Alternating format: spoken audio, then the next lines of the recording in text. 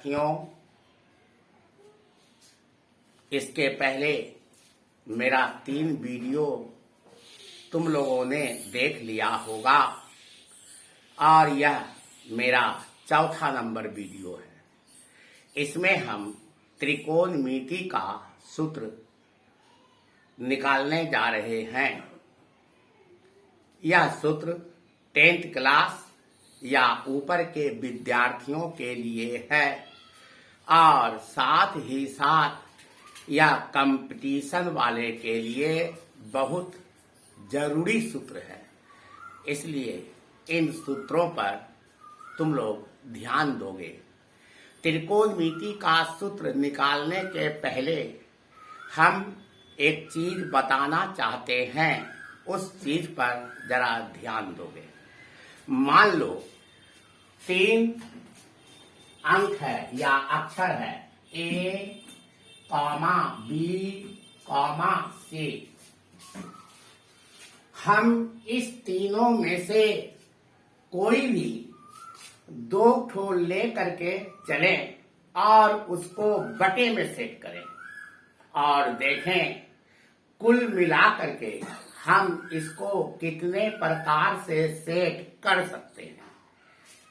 मान लो हम इन तीनों में से सबसे पहले A और B लें। अगर A और B लेते हैं तो A और B को बटे के रूप में हम 2 प्रकार से सेट कर सकते हैं, जिसमें पहला होगा A बटे B, ऐसा लिख सकते हैं। अगर हम A और B को लेकर के चले तो एक होगा A बटे B और दूसरा इसी का उल्टा होगा B बटे A। अगर हम A और C को लेके चले तो एक होगा A बटे C और दूसरा होगा C बटे A। और अगर हम B और C को लेकर के चले तो एक होगा B बटे C और एक इसका उल्टा C बटे B होगा। और अब इन तीनों में से कोई भी 2 ठो लेकर के चले और उसको बटे में सेट करें तो तुम देखोगे ये 6 प्रकार से ही सेट किया जा सकता है। 7वां प्रकार असंभव है। 7वें प्रकार से हम कभी भी इसको सेट नहीं कर सकते हैं। इन 6 प्रकार में 3 प्रकार अगर सीधा है तो 3 प्रकार उसी का उल्टा भी है। जैसे A बटे B है तो इसका उल्टा B बटे A हुआ। इसी प्रकार A बटे C है तो इसका उल्टा C बटे A हुआ। और इसी प्रकार जब B और C को लेके चले तो एक हुआ B बटे C और इसी का उल्टा C बटे B हुआ। तो जिस प्रकार इस 3 ठो को, इस 3 ठो में से हम 2 ठो को लेकर के चले और बटे में सेट करें तो यह कुल मिला करके यही 6 प्रकार से सेट किया जा सकता है। 7वां प्रकार असंभव है। अब हम त्रिकोणमिति का सूत्र निकालने जा रहे हैं। त्रिकोणमिति हकीकत में समकोण त्रिभुज से ही पैदा लिया है। त्रिकोणमिति में sine theta, cos theta, tan theta, cosec theta, sec theta और कॉट थीटा, यह 6 त्रिकोणमितीय निष्पत्ति कहलाता है। और ये तीनों लंब, आधार और कर्ण से संबंधित है। और लंब, आधार और कर्ण हमेशा समकोण त्रिभुज में ही पाया जाता है। इसलिए त्रिकोणमिति का अगर हमको जानकारी हासिल करना है तो सबसे पहले हमको समकोण त्रिभुज सीखना होगा और उसके बारे में जानना होगा। इसलिए हम एक समकोण त्रिभुज बनाने जा रहे हैं। ये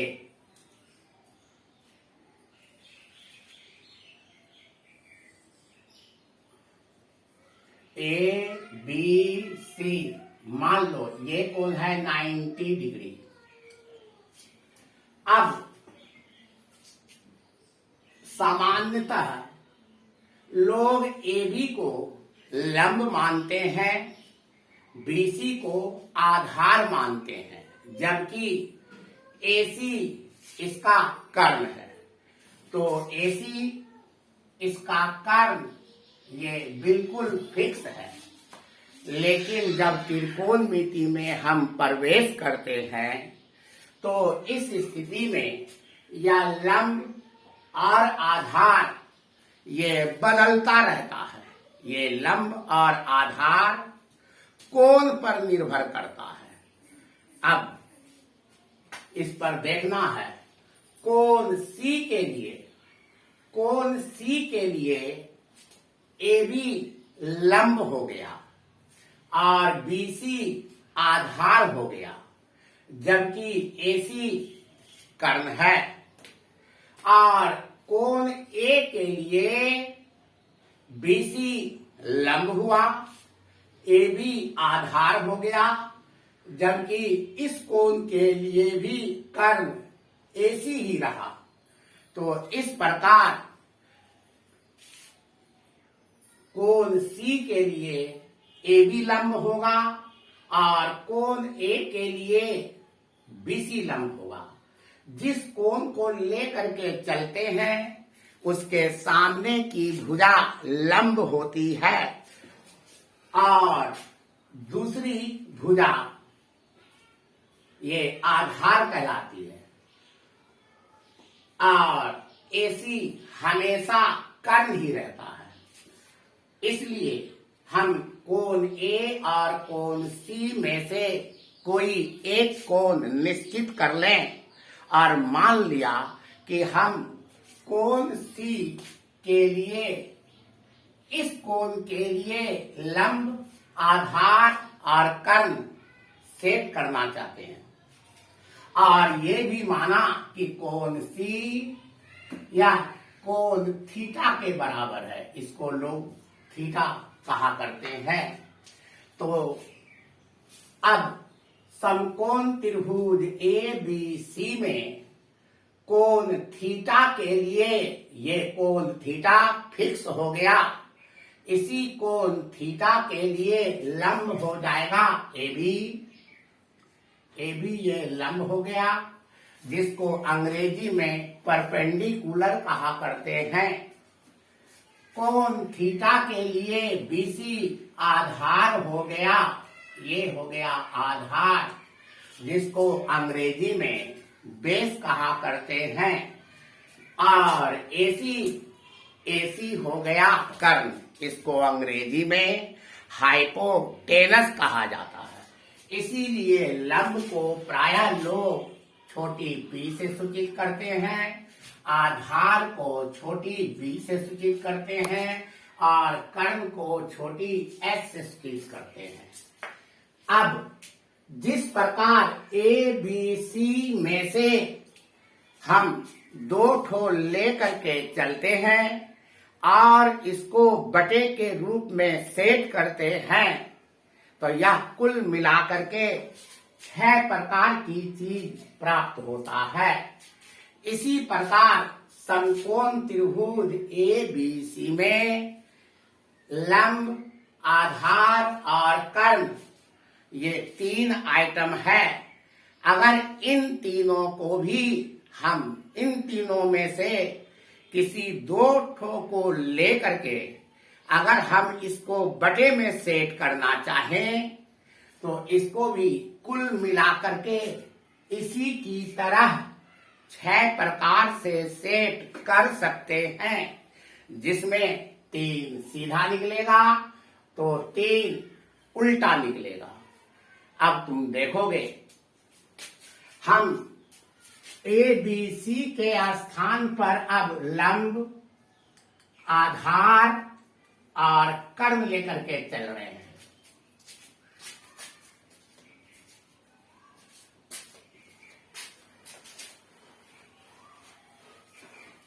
अब देखोगे, मान लो तीन में से कोई दो लेकर के चल रहे हैं, लंब और कर्ण लेकर के चल रहे हैं, तो एक नंबर में हम इसको ऐसा लिख सकते हैं, लंब बटे कर्ण, लंब बटे कर्ण लिख सकते हैं। इसी लंब बटे कर्ण को हम लोग साइन थीटा कहा करते हैं, अर्थात साइन थीटा बराबर हो गया लंब बटे कर्ण। साइन थीटा का उल्टा होता है, इसका उल्टा व्युत्क्रम जिसको कहते हैं, साइन थीटा का उल्टा होगा कॉसेक थीटा। एक होता है कॉस थीटा, कॉस थीटा का उल्टा होता है सेक थीटा, और एक होता है टेन थीटा जिसका उल्टा होता है कॉट थीटा। अब तुम देखोगे एक नंबर सूत्र में निकला साइन थीटा बराबर लंब बटे कर्ण। अब दूसरा नंबर में देखोगे, अगर हम आधार और कर्ण लेकर के चले तो दूसरा हो जाएगा आधार बटे कर्ण। इसी आधार बटे कर्ण को हम लोग कॉस थीटा कहा करते हैं। तीसरा, अगर हम लंब और आधार लेकर के चले तो इसको हम लोग टेन कहते हैं, अर्थात टेन थीटा बराबर लंब और आधार लेकर के चलोगे तो लंब बटे आधार, इसी को हम लोग टेन थीटा कहा करते हैं। और तुम जानते हो साइन थीटा का उल्टा कॉसेक थीटा होता है, कॉस थीटा का उल्टा सेक थीटा होता है, और टेन थीटा का उल्टा कॉट थीटा होता है। इसलिए अगर हम साइन थीटा का जो फार्मूला है लंब बटे कर्ण, अगर हम इसको उल्टा दें तो इसको उल्टा देने से एक नया फार्मूला बन जाएगा, और वह फार्मूला इसका कॉसेक थीटा का हो जाएगा। फिर कॉस थीटा के फार्मूला को अगर हम उल्टा दें तब इससे इसका सेक थीटा का फार्मूला बन जाएगा, और इसी प्रकार टेन थीटा के फार्मूला को उल्टा दें तो कॉट थीटा का फार्मूला निकल जाएगा। इसलिए तुम देखोगे एक नंबर में है साइन थीटा बराबर लंब बटे कर्ण, और साइन थीटा का उल्टा होता है कॉसेक थीटा। इसलिए चौथा नंबर में कॉसेक थीटा का सूत्र हो जाएगा cosec, COSEC, cosec theta. Cosec theta का सूत्र होगा साइन थीटा के सूत्र को उल्टा देने पर, तो इसको उल्टा दिया जाए तो कॉसेक थीटा का सूत्र हो जाएगा कर्ण बटे लंब। इसी प्रकार पांचवा नंबर में अगर हम कॉस थीटा के सूत्र को उल्टा दें तब सेक थीटा का सूत्र निकल जाएगा, तो पांचवा नंबर में sec theta SEC, sec theta बराबर इसका सूत्र होगा कॉस थीटा का उल्टा, अर्थात कर्ण बटे आधार। और फार्मूला नंबर 6, टेन थीटा के फार्मूला को अगर हम उल्टा दें तो हो जाएगा आधार बटे लंब, और इसी आधार बटे लंब को हम लोग कॉट थीटा कहेंगे। इसलिए फार्मूला नंबर 6 में कॉट थीटा का फार्मूला हो गया टेन थीटा का उल्टा, अर्थात आधार बटे लंब। यही मेरा फार्मूला हो गया। तो याद रखोगे साइन थीटा बराबर लंब बटे कर्ण, कॉस थीटा बराबर आधार बटे कर्ण, टेन थीटा बराबर लंब बटे आधार, और इसी प्रकार कौशिक थीटा बराबर इसका उल्टा कर्ण बटे लंब, सेक थीटा बराबर कॉस थीटा का उल्टा कर्ण बटे आधार, और टेन थीटा का उल्टा कॉट थीटा का फॉर्मूला हुआ आधार बटे लंब।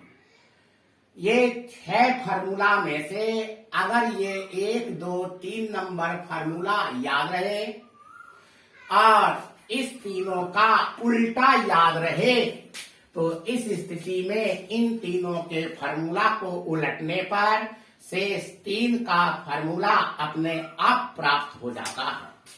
अब आगे एक चीज पर ध्यान देना।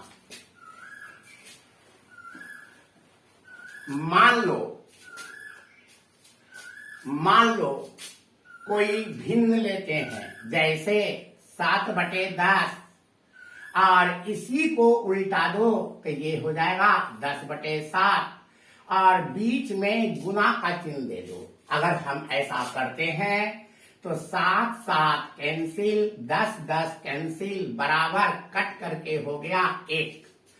इसी प्रकार 3/13, इसको उल्टाओ, 13/3 होगा, और बीच में गुना का चिन्ह मारो, 3, 3 कट जाएगा, 13, 13 कट गया, बराबर 1। इसी प्रकार दूसरा उदाहरण, जैसे x/y और इसका उल्टा y/x ले लें, और दोनों के बीच गुना का चिन्ह डाल दें, तो हम देखते हैं x और x कट गया, y और y कट गया, बराबर हो गया 1। अगर इस प्रकार से हम एक भिन्न या एक संख्या ले लें और उसी को उल्टा करके बीच में गुना का चिन्ह मार दें, तो हमेशा इसका गुणनफल एक ही प्राप्त होगा। मेरे कहने का मतलब एक सीधा आइटम और एक इसी का उल्टा आइटम, अगर दोनों के बीच गुना का चिन्ह पड़ जाए तो इसका गुणनफल हमेशा एक होता है। यह ब्रह्म सत्य है, इसको कभी भी काटा नहीं जा सकता है। अब इसी प्रकार तुम देखोगे साइन थीटा और साइन थीटा का उल्टा कॉसेक थीटा होता है। तो साइन थीटा अगर सीधा है तो कॉसेक थीटा इसका उल्टा है।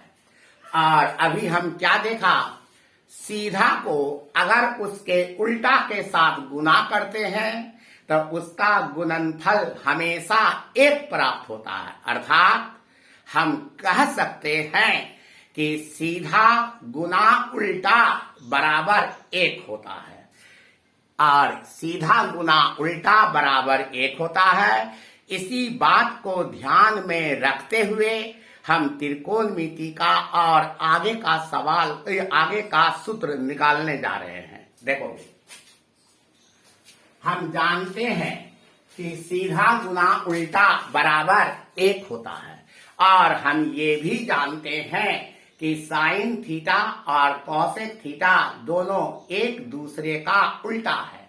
इसलिए दोनों को जब गुना करेंगे तो दोनों का गुणनफल 1 प्राप्त होगा। अर्थात फार्मूला नंबर 7 क्या होगा, तो साइन थीटा गुना कॉसेक थीटा, साइन थीटा गुना कॉसेक थीटा, इसका मान 1 होगा, क्योंकि सीधा गुना उल्टा बराबर 1 हुआ। अब इतना गुना इतना 1 कैसे हो गया, हम जरा सा साइड में भी प्रूव करके दिखा देते हैं। देखोगे, ये है साइन थीटा गुना कॉसेक थीटा बराबर, साइन थीटा का फार्मूला डाल दो, लंब बटे कर्ण, गुना का चिन्ह है, गुना दो, कॉसेक थीटा का दे दोगे कर्ण बटे लंब। अब काटो, लंब लंब कैंसिल, कर्ण कर्ण कैंसिल, बराबर 1 आया। तो जिस प्रकार साइन थीटा गुना कॉसेक थीटा 1 आया, इसी प्रकार कॉस थीटा गुना सेक थीटा ये भी एक आएगा और टेन थीटा गुना कॉट थीटा इसका भी मान एक आएगा। तो अब तुम देखोगे 7वां नंबर फार्मूला में आया साइन थीटा गुना कॉसेक थीटा बराबर 1।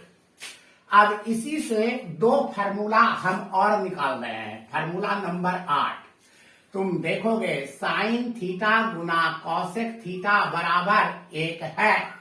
अगर हम कॉसेक थीटा को बराबर के उधर कर दें तो यह बटे में चला जाएगा, कारण कि यहाँ पर गुना का चिन्ह पड़ा हुआ है। इसलिए 8वां नंबर फार्मूला इसी से निकालेंगे और फार्मूला होगा साइन थीटा बराबर 1 बटे कॉसेक थीटा।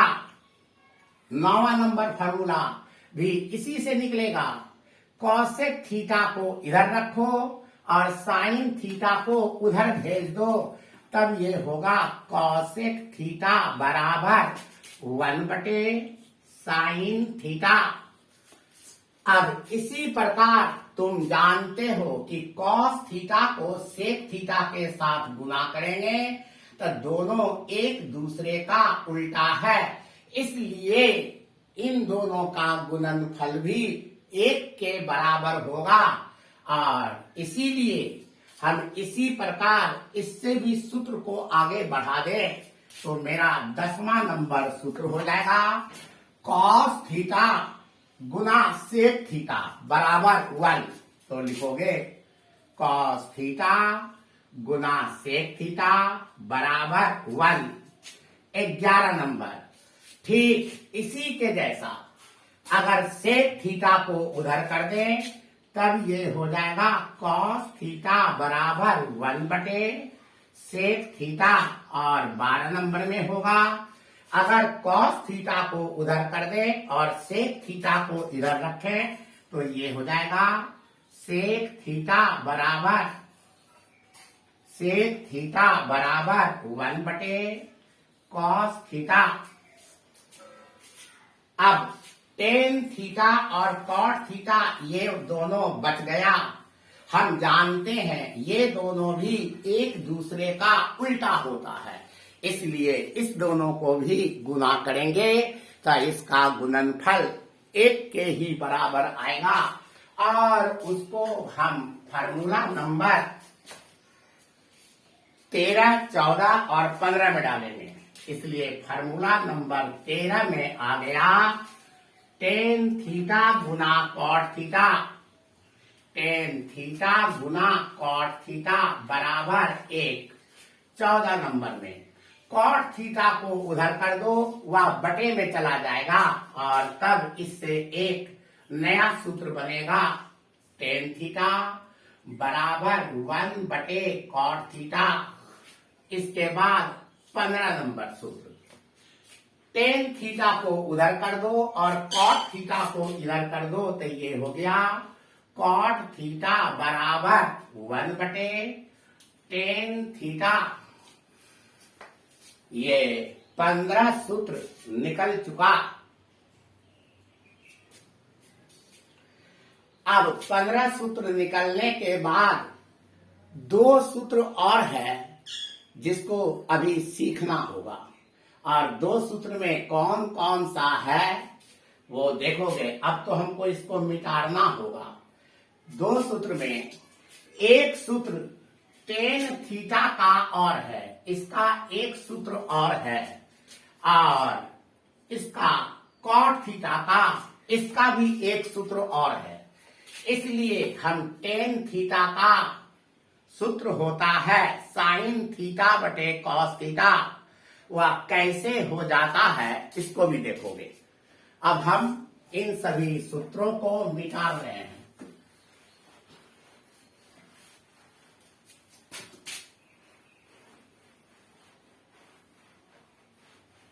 तुम देखोगे हम फार्मूला नंबर 16 निकालने जा रहे हैं और 16 नंबर फार्मूला देखो कैसे निकाल रहे हैं। इसको लेके चलो साइन थीटा बटे कॉस थीटा, इसको लेके चलो और साइन थीटा का सूत्र दे दो। तो साइन थीटा का सूत्र हो गया लंब बटे कर्ण बटे कॉस थीटा का। तो कॉस थीटा का सूत्र हुआ आधार बटे कर्ण बराबर, इस मोटी लकीर को तोड़ोगे तो ये हो गया लंब बटे कर्ण गुना इसको उल्टाओ कर्ण बटे ये हो जाएगा आधार। अब कर्ण और कर्ण को काट दो तो ये होगा बराबर लंब बटे आधार। और तुम याद करो लंब बटे आधार इसी को हम लोग टेन थीटा कहा करते हैं। अर्थात क्या हुआ, या ये निकल गया साइन थीटा बटे कॉस थीटा बराबर लंब बटे आधार। इसी लंब बटे आधार को हम लोग टेन थीटा कहा करते हैं। इसलिए टेन थीटा का एक नया सूत्र बन गया साइन थीटा बटे कॉस थीटा। और याद रखोगे ये बहुत ही इम्पोर्टेंट सूत्र है। 100 सवाल बनाओ तो कम से कम 90-95 जगह इस सूत्र का उपयोग होता है। इसलिए इस सूत्र को हमेशा के लिए अपने दिमाग में रख लेना। और अब फार्मूला नंबर 15 के बाद फार्मूला नंबर 16 मेरा यही हो गया टेन थीटा बराबर साइन थीटा बटे कॉस थीटा। तो लिखोगे 16 नंबर में टेन थीटा बराबर साइन थीटा बटे कॉस थीटा। और 17 नंबर में तुम जानते हो टेन थीटा का उल्टा कॉट थीटा होता है।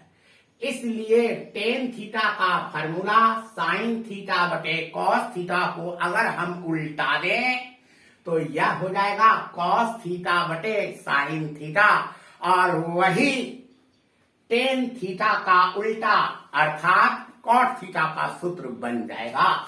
अर्थात 17 नंबर में कॉट थीटा बराबर क्या होगा, इसको उल्टा दो तो ये हो गया कॉस थीटा बटे साइन थीटा।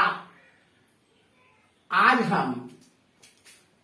हम तुम लोगों को त्रिकोणमिति में यही 17 सूत्र दे रहे हैं। फिर अगले वीडियो में हम स्क्वायर पर आधारित त्रिकोणमितीय निष्पत्ति पर जब स्क्वायर चढ़ा हुआ रहता है तब इसका सूत्र कैसे निकलता है हम इसको अगले वीडियो में देंगे। और आज हम यहीं पर इसको समाप्त करते हैं। और हम उम्मीद करते हैं कि मेरा पहले वाला वीडियो और इसको भी जरूर देखोगे और अपने दिमाग में रखोगे। त्रिकोणमिति का सब फॉर्मूला खत्म हो जाने के बाद हम तुम लोगों को मैथ कैसे सीखना चाहिए, क्योंकि पहले से फॉर्मूला डाला हुआ है, हमको फॉर्मूला बाद में बताने की आवश्यकता नहीं होगी।